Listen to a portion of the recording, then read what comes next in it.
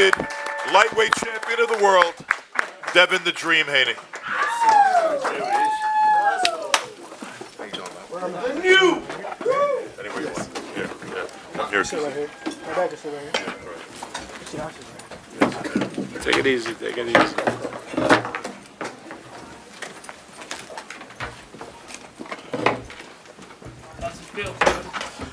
First off, I want to thank Allah. You know, alhamdulillah.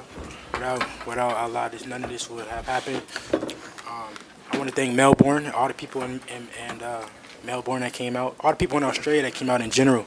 It was a hell of a turnout. When I came out, it was crazy.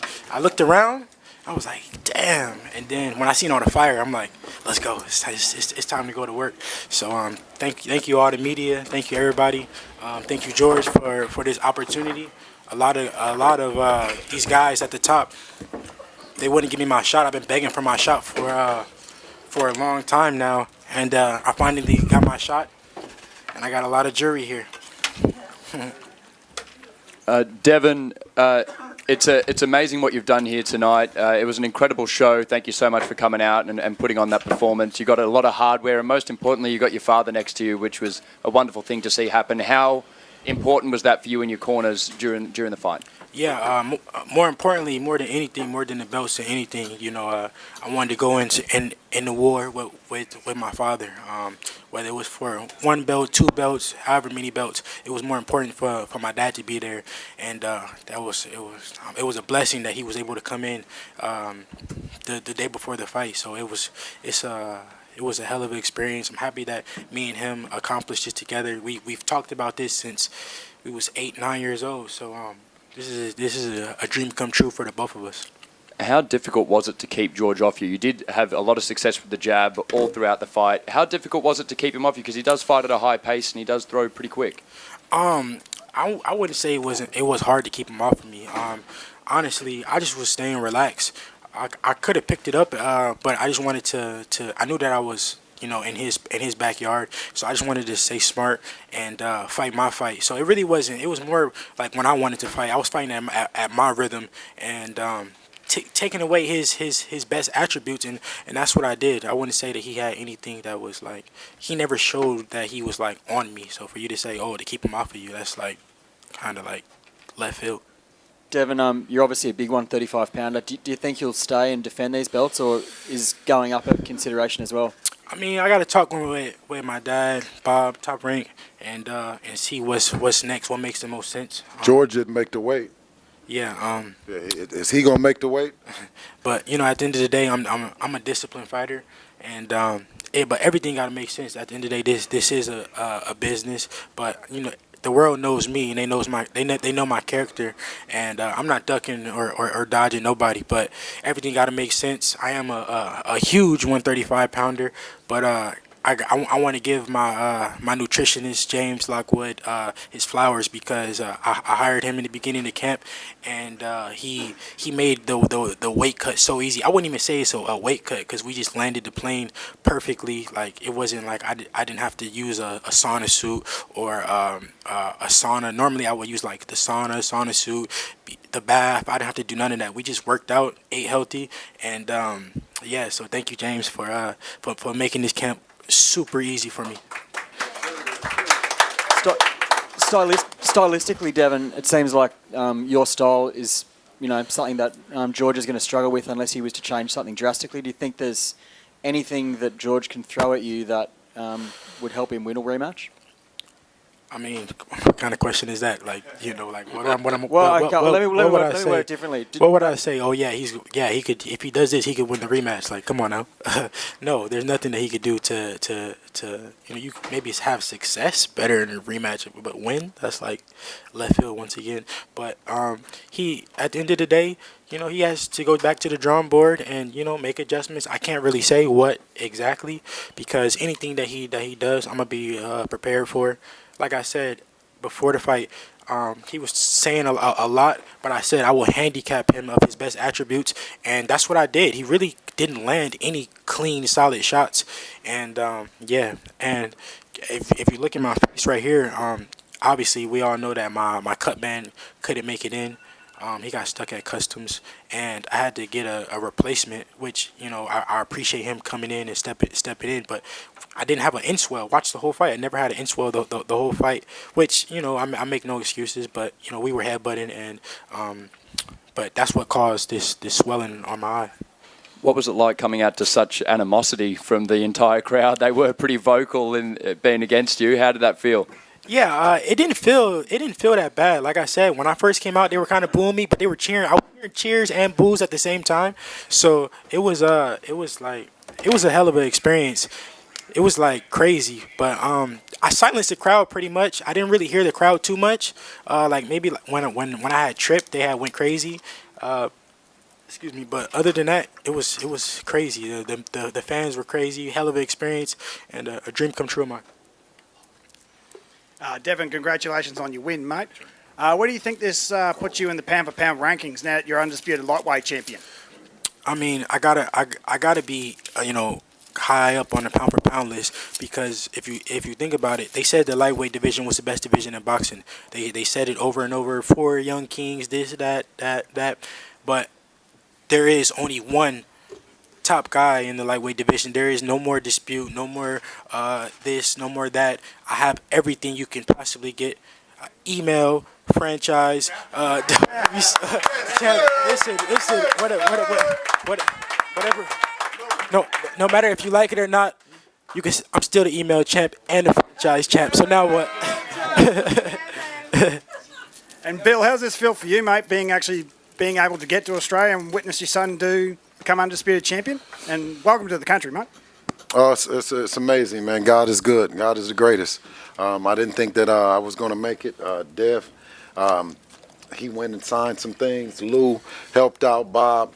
It was a team effort, to make this event happen as a collective. The Kambosos' team, Peter Khan, they did a tremendous job working behind the scenes to make this thing happen, and we're truly grateful. Question for both Bill and Devin back here. It's Marcos. First for Bill, how good does it make you feel? How emotional was it to be able to see your son make his dream come true?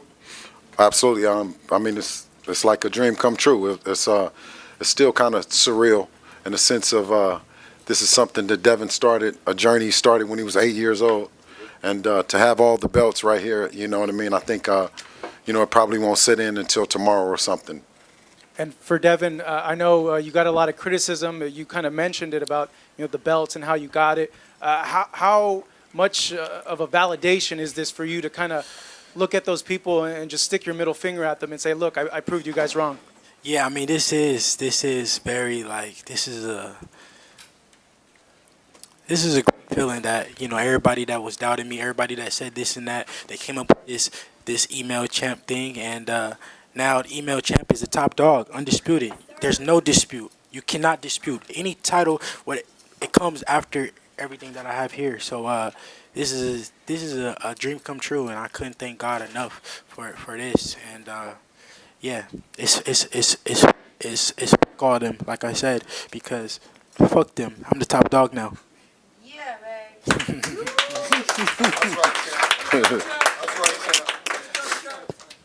Devin, if George wants a rematch here back in Melbourne or Sydney, Brisbane, if he wanted that, he was able to enact that clause, that contract, would you happily have a rematch here in Melbourne? I mean, it's really up to my team. We want to come up with something that makes sense. Up to Bob, my dad, to come up with a game plan. Everything got to make sense.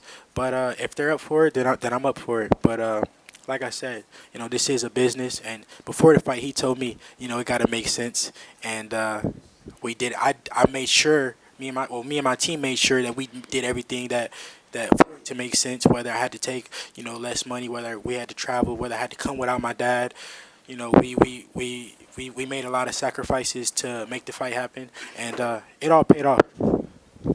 Devin, what about Loma? Is he on your horizon? Is he someone that you want to take down? Of course, like I said, I will fight anybody. I am a true fighter. I will fight anybody, whoever it is. they're all on my hit list still. With me being the top guy, I'm still aiming for the biggest fights possible. And whoever's next, we talked to Bob, and we'll see.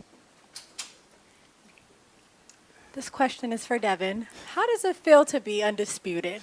I mean, I mean, it's honestly, I don't even feel like it. Just like it's like a dream, really. Like it hasn't even sunk in yet.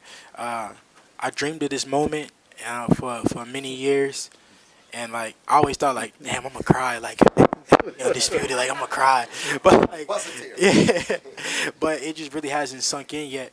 But I'm just happy that my dad is here to accomplish this with me. And it's a blessing. And thank you to the Victorian government to make this happen. Thank you, Lou. Thank you, Bob.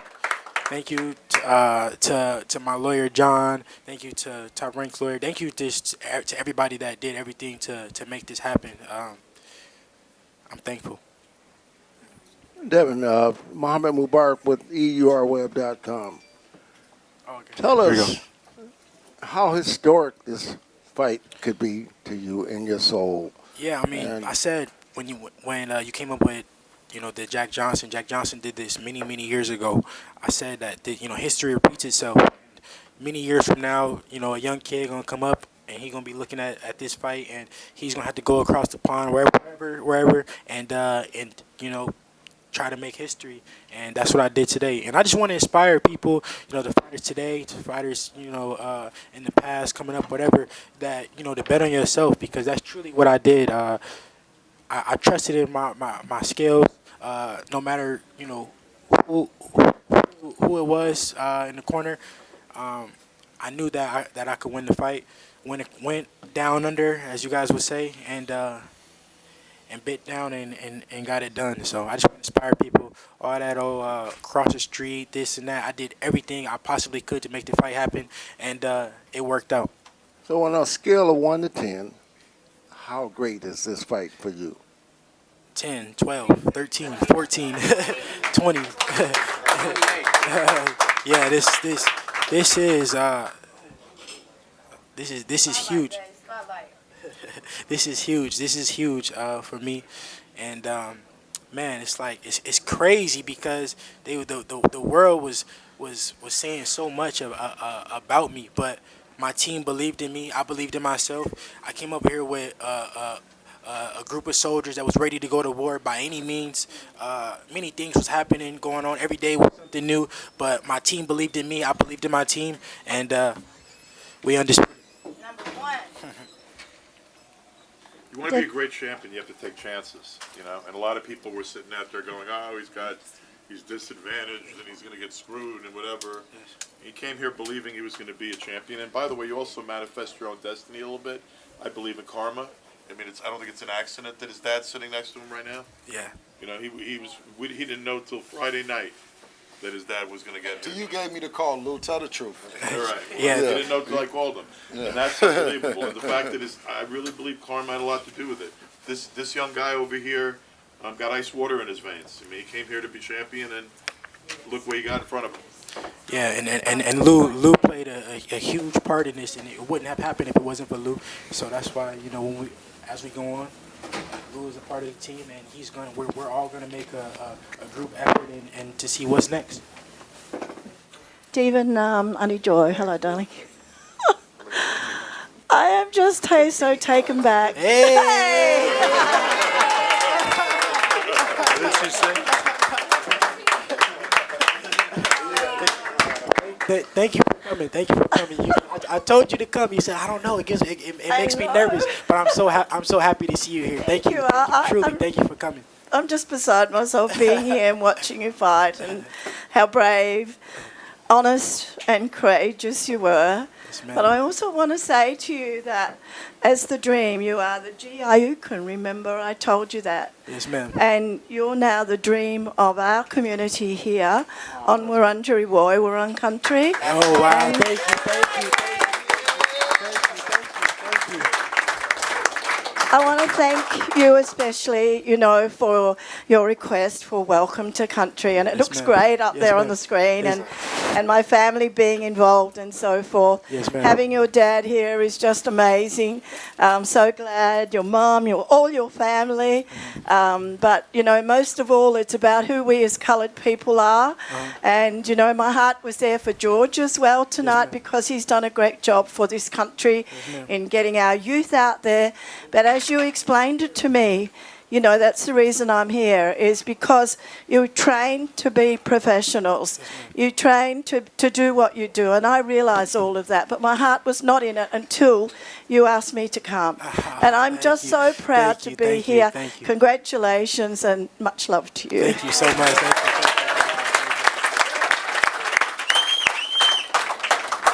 you. Wrap it up, Lou.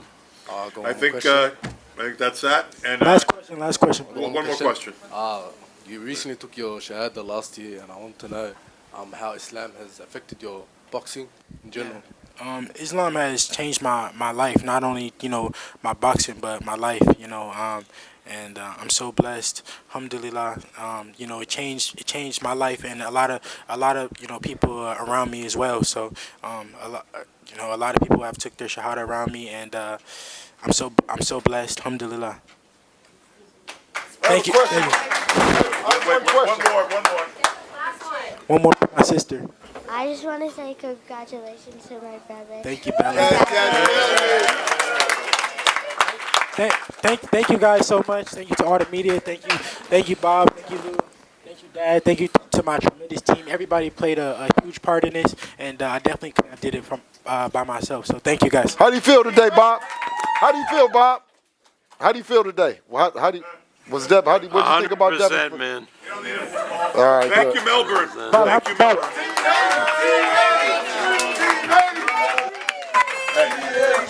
Haney time.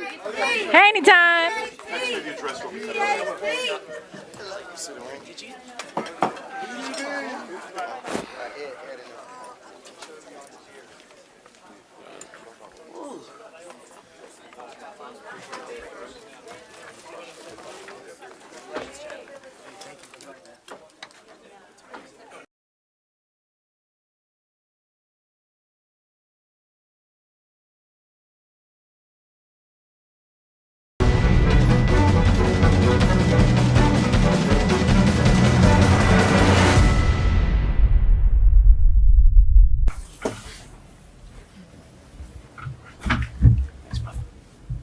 Jim, want to come up? You want to? Good. You ready? Yeah, I'm good. Hi, everybody. George, thanks so much for joining us, mate. Congratulations on the fight. You did put in a great effort, and went all 12 rounds. It was an awesome fight to watch. Thank you for joining us as well. You never looked hurt throughout the fight. How did that feel? Because the last couple of rounds you didn't seem to want to engage. Was that frustrating for you? How are you feeling about the fight from an analysis point at this stage? Yeah, look, I thought I heard him a few times, but that's his game. He likes to run and move, and if he feels that he's ahead on the scorecards, he'll do his thing. But I'm not going to take away from his night.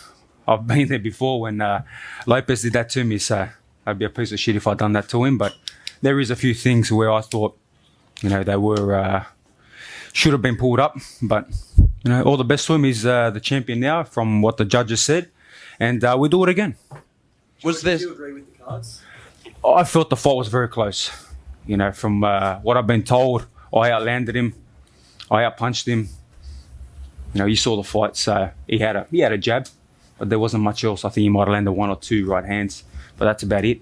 There was really nothing else. So I don't feel, my body does not feel like I've been through a 12-round war like I was with a Lopez fight, because, you know, we went through it. So that's just, a few marks. But if you jumped in there with me too, you'd be the same. Hey, look, I'm the man in the arena. At the end of the day, I made this happen. If I didn't choose this, you know, to protect records, I could have fought an easy fight. And look at me, I knocked someone out in 2 rounds. But I take the risk, and that's part of the risk. You take risks, you reap reward. But it was his night tonight, and all the best. And you sure that the adversity that I've got to go through now, I'll be back hungrier than ever. It might be tough to ask this question now, Georgie, but stylistically, have you got thoughts on what you need to change up to beat him in the rematch? Yeah, I know what I've got to do to beat him in the rematch. We had them game plans. Unfortunately, just we couldn't implement the way we wanted to. The ref did let a few things go as well, which should have been, pulled up a touch, but it is what it is. I'll go back to the drawing board with my team, and congratulations to Devin Haney and his team for the win. They came all the way out here, like I did with Lopez, and they got the win today. But I'll be back. Do you expect a rematch? And if so, when and where would you like to have it? As soon as possible. Do it tomorrow if you want. I feel great, so it is what it is. And hopefully, by the end of the year, November, we do it again. 100%. Look, I gave him the shot. No one else was going to give him a shot. There was too much politics involved for him and Lopez and him and Lomachenko.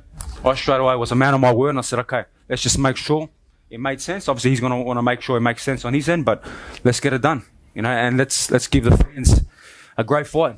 Let's fight. George, where did it go wrong for you, and do you feel you're as sharp as you were against Lopez? Yeah, look, I was sharp in points. I landed some very good shots. I hurt him a few times. I felt like every time I landed clean, he was hurt. So, he just fought his game off that jab. He just boxed off that jab and did his holding. He did hold a lot. He did get low. Every time I tried to exchange, he held and dropped into that hip. So, it is what it is. Yeah, but there's no excuses, no excuses. Did he do anything you didn't expect in there or didn't plan for? Yeah. Look, I thought he would have fought a little bit more, but he's a good fighter. Don't get me wrong, he's a good fighter. This is a high level, it was a high level chess match. I tried to make it a little bit more aggressive. He boxed his fight, and the judges had him the winner tonight, and all respect to him and his team. And this is boxing. Like I said, I'm here never to protect the record. I've had a hard journey, as we know. We've been through the hardest journey, I feel, in boxing, and I'll give him his applause tonight. Humble in defeat, and in victory as well. George, would you like to fight? George, would you like to fight in Sydney, in your hometown, maybe the new stadium? I think the way they do it, and Lou and Bob can probably answer this one. I think it'll be back here in Melbourne, but I love Melbourne. Look at the crowd today. Look at the fans behind me, and even after the defeat, they all stood there and were so applauding of the fight. So I love that. I respect that so much, and thank you to the fans and to the media and everybody here today. And I'm very proud to have brought a great fight in Australian boxing. George, fantastic performance. What would you say to the how this is laying the path for the Australian boxing for the youngsters in the future? Yeah, look, this is not the end for me. We will get it on again, and I will handle my business next time. But at the end of the day, this is a great thing for young kids, amateurs, aspiring professionals, and I'll continue doing my best. And I'm very proud to have brought a big fight here, and proud to bring another big fight again by the end of the year, and there'll be more to come.